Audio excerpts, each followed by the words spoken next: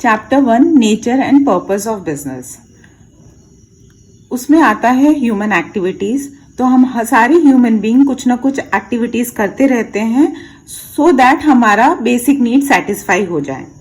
तो ये human activities को हम दो भागों में बांट सकते हैं। एक होता है इकोनॉमिक एक्टिविटीज और एक होता है non economic activities. Economic activities वो होता है जो हमें मनी अर्न करना सिखाता है, मतलब इससे हम अपना लाइवलीहुड चलाते हैं। जैसे chef cooking food for restaurant, तो ये इकोनॉमिक एक्टिविटीज होता है उस शेफ के लिए, क्योंकि उससे उसका घर चलता है। नॉन इकोनॉमिक एक्टिविटीज वो होता है जो हम करते हैं अपने सेल्फ सेटिस्फैक्शन के लिए। जैसे अगर कोई भी माँ अपने घर के लिए खाना बनाती हो तो उसे हम नॉन इकोनॉमिक एक्टिविटीज कहते हैं। इकोनॉमिक एक्टिविटीज में प्रोडक्शन होता है, exchange of goods and services होता है and consumption of goods and services होता है। और ये सारे जो प्रोसेस होते हैं, ये सारे जो होते हैं, इसमें हमें पैसों की जरूरत होती है। उससे पैसे का बहुत ही अहम रोल होता है, इसीलिए इसको इकोनॉमिक एक्टिविटीज कहते हैं। नॉन इकोनॉमिक एक्टिविटीज डील करता है सोशल, साइकोलॉजिकल और इमोशनल नीड्स से, जो ये तीनों नीड्स को फुलफिल करता है। और वो इंस्पायर्ड होता है या तो लव से, या सिंपैथी से, या सेंटिमेंट से, या पैट्रियटिज्म से। तो हम अपनी मर्जी से ही नॉन इकोनॉमिक एक्टिविटीज कर सकते हैं।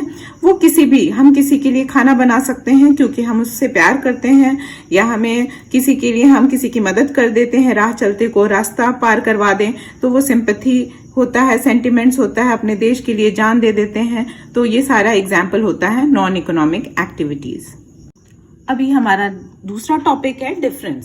So difference between economic activities and non economic activities, इसमें बेसिस के हिसाब से हम पढ़ेंगे। तो हमारा पहला बेसिस है ऑब्जेक्टिव।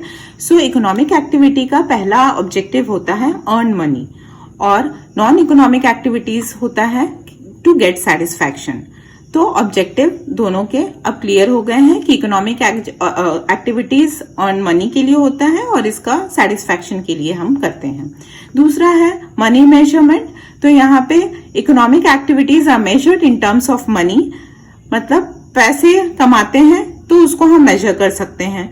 लेकिन non economic activity can not be measured in terms of money, क्योंकि यहाँ पे हम ये प्यार या सेंटिमेंट्स, इन सब भावनाओं की वजह से होता है, तो इसको हम कभी मेजर नहीं कर सकते हैं। थर्ड पॉइंट है एक्सपेक्टेशन। तो इसमें इनकम या प्रॉफिट, ये हमारा एक्सपेक्टेशन रहता है, और यहाँ एक्सपेक्टेशन सिर्फ इतना ही रहता है कि हम मेंटली सेटिस्फाइड रहें। फोर्थ पॉइंट है एंड रिजल्ट। तो यहाँ पे production of goods and services takes place करते हैं, और नॉन इकोनॉमिक एक्टिविटीज में मेंटल सेटिस्फैक्शन होना बहुत जरूरी होता है, वो भी उसके लिए जो ये परफॉर्म करता है, जो भी एक्टिविटीज। और यहाँ पे गुड्स एंड सर्विसेज प्रोडक्शन होता है जिससे हमें पैसे मिलते हैं।